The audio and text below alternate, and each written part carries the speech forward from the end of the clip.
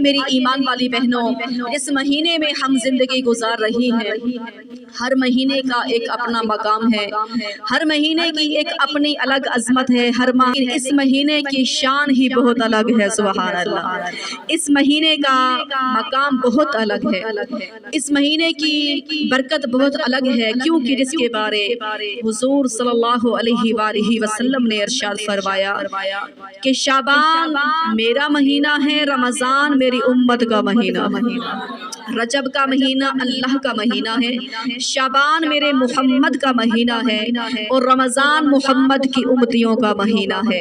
آئیے ایمان والی بہن، علماء کرام لکھتے ہیں کہ رب کائنات نے فرمایا کہ رجب کا مہینہ بیج بونے کا مہینہ ہے۔ بیج بونے سے اب مراد کیا ہے؟ رجب کا مہینہ بیج بونے کا مہینہ ہے، اور شعبان کا مہینہ پانی لگانے کا مہینہ ہے، اور رمضان کا مہینہ فصل اٹھانے کا مہینہ ہے۔ سبحان اللہ۔ اب بیج بونے سے مراد علماء کرام یہی لکھتے ہیں کہ رجب میں جو نیکیاں کرو گے تو وہ بیج بویا جائے گا، شعبان میں رو کر اپنی گناہوں پر استغفار پڑھیں گے تو پانی لگایا جائے گا، پھر آئے گا رمضان، پھر اللہ ان کو رحمت کی فصل عطا فرمائے گا، پھر اللہ ان کو رحمت کی فصل عطا فرمائے گا، اور پھر فصل وہی کاٹتا ہے جو بیج بوتا ہے، جو پانی لگاتا ہے، پھر وہی فصل کو اٹھاتا ہے۔ سبحان اللہ۔ آئیے ایمان والی میری بہن، نبی کریم صلی اللہ علیہ وآلہ وسلم نے ارشاد فرمایا کہ جس طرح کے شعبان المعظم کی ایک الگ عظمت ہے، بے بارات کی رات کے اندر اما عائشہ صدیقہ سے ہیں کہ میں نے دیکھا سرکار اپنے بستر پر تھے، دوبارہ میری آنکھ کھلی تو حضور کو بستر پر نہ پایا، تو فرماتی ہیں میرے ذہن میں خیال آیا کہ شاید رسول اللہ صلی اللہ علیہ وآلہ وسلم کسی اور اپنی بیوی کے پاس حجرے میں گئے ہیں۔ آپ فرماتی ہیں میں نے گھر میں دیکھا تو حضور نظر نہیں آئے، جب میں نے گھر سے باہر جنت البقیع میں دیکھا تو دیکھا سرکار قبرستان کے اندر۔ عائشہ صدیقہ فرماتی ہیں جیسے میں قریب پہنچی تو رسول اللہ نے فرمایا کہ اے عائشہ صدیقہ تو کیا سوچ رہی تھی؟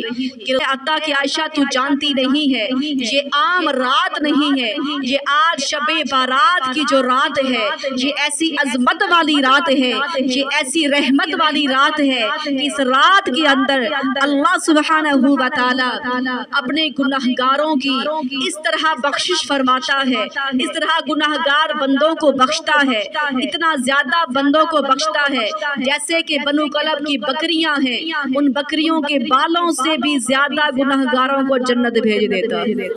ایک بہت بڑا قبیلہ تھا، قبیلے کی بکریاں اتنی تھی کہ کوئی گنتی نہیں کر سکتا تھا، اس قبیلے کی اتنی بکریاں تھی کہ کوئی گنتی نہیں کر سکتا تھا، اور جن کی بکریوں کی گنتی نہیں کی جا سکتی ان کے بالوں کی گنتی کون کر سکتا ہے؟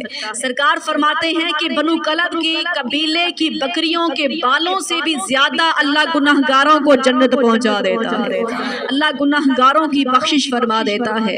فرمایا میرے آقا کریم نے عائشہ جانتی ہو یہ رات عام نہیں ہے، یہ بڑی برکت اور رحمت والی رات ہے۔ سبحان اللہ۔ آئیے ایمان والی میری بہن، نبی کریم صلی اللہ علیہ وآلہ وسلم نے فرمایا کہ جس طرح تہجد کے وقت ہر روزانہ اللہ اپنی شان کے مطابق آواز دیتا ہے حل من سائل، ہے کوئی توبہ کرنے والا، ہے کوئی سوال کرنے والا، ہے کوئی انسان گناہوں کی بخشش مانگنے والا، لیکن وہ چند لمحے ہوتے ہیں، تہجد کا وقت، اس وقت اللہ کی رحمت آوازیں دیتی ہے، لیکن شب بارات کی ایسی مقبول رات ہے کہ پوری رات ہی اللہ آخری آسمان دنیا پر اپنی شان کے لائق تشریف لے آتا ہے۔ سبحان اللہ۔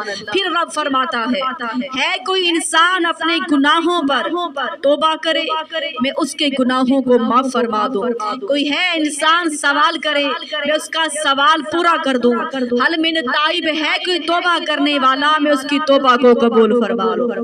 لیکن بدبخت وہ شخص ہیں، بدبخت وہ لوگ ہیں جو اتنی بڑی رحمت والی رات میں بھی محروم ہیں۔ استغفر اللہ۔ وہ کون ہے جو اتنی بڑی رحمت والی رات میں بھی ان کا کوئی حصہ نہیں ہے؟ وہ کون ہے؟ ایمان والی میری بہنوں جن پر ماں باپ ناراض ہیں۔ استغفر اللہ۔ اتنی بڑی رات میں بھی ان کا کوئی حصہ اللہ نے نہیں رکھا۔ اور دوسرا بدبخت وہ ہے جو شراب پینے والا ہے، استغفر اللہ، اور تیسرا جادو کرنے والا، استغفر اللہ۔ جب تک وہ سچی توبہ نہیں کرے گا، جب تک وہ اپنے ان گناہوں سے توبہ نہیں کرے گا تو ان کی کوئی بخشش نہیں ہوگی۔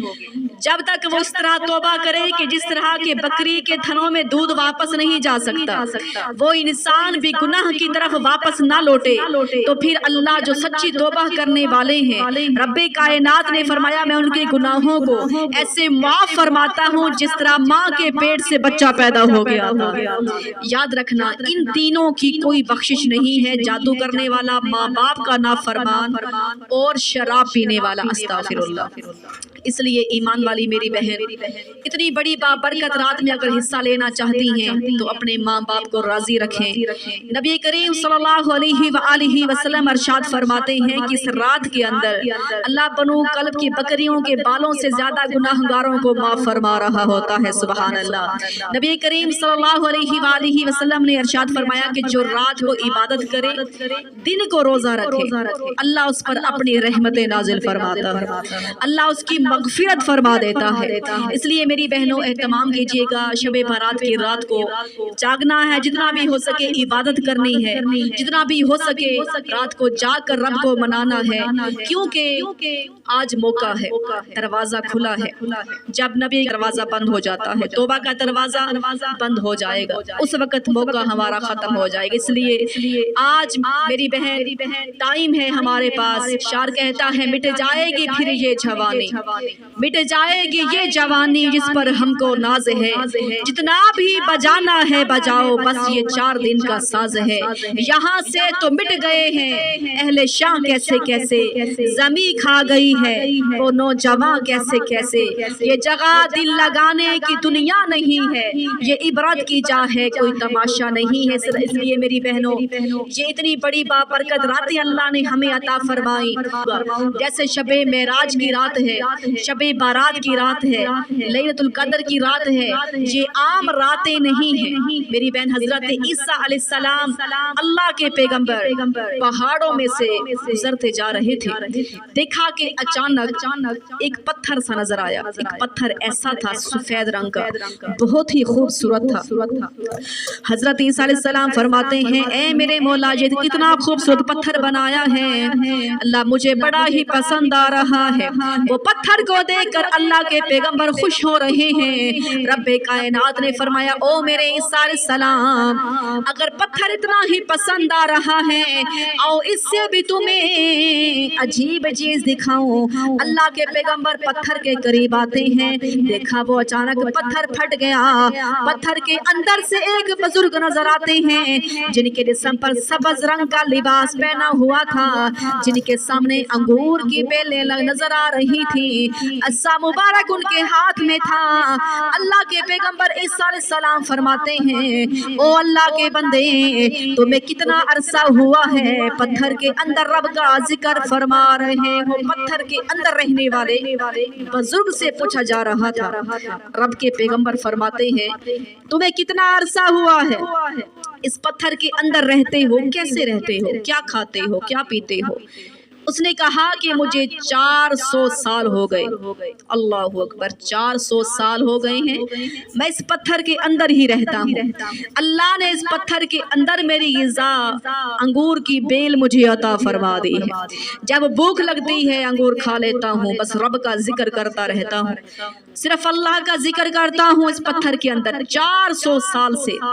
اللہ کے پیغمبر عیسیٰ علیہ السلام بڑے تعجب سے پوچھتے ہیں آپ کے ذہن میں آیا کہ مجھے لگتا ہے اس سے نیک آدمی تو اور دنیا میں کوئی نہیں ہوگا، اس سے نیک آدمی کوئی نہیں ہوگا جس سے 400 سال کا عرصہ ختم ہو گیا ہے لیکن وہ پتھر کے اندر اللہ کا ذکر ہی کر رہا ہے، سبحان اللہ۔ مجھے تو ایسا لگتا ہے میرے مولا اس سے نیک بندہ اور دنیا میں نہیں ہوگا۔